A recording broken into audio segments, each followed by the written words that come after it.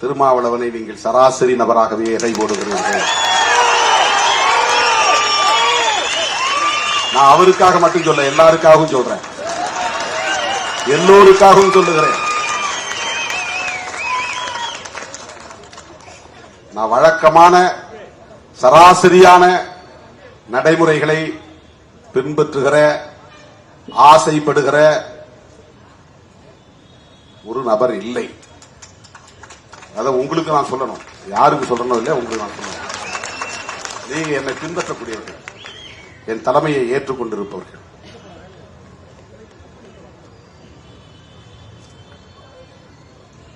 பெரியாருடைய உழைப்பையும் பெரியாருடைய தியாகத்தையும் உள்நோக்கம் கற்பித்து கொச்சைப்படுத்துவது அவரை மட்டும் பாதிக்காது. நீங்க பேசுறியா திராவிடம் இல்லாத திராவிடம்? நான் திராவிடம் இல்லாத திராவிடம் சொல்லல, இல்லாத திராவிட தேசியம் சொன்னேன். ஒவ்வொரு சொல்லுக்கும் பெரிய வலிமை உண்டு, பொருள் உண்டு, ஆழமான பொருள் உண்டு. இல்லாத திராவிட தேசியம் இது வேற, இல்லாத திராவிடம் இது வேற. திராவிடம் இருக்கிறது, திராவிட தேசியம் இல்லை. இதுதான் விடுதலை சிறுத்தைகளின் நிலைப்பாடு.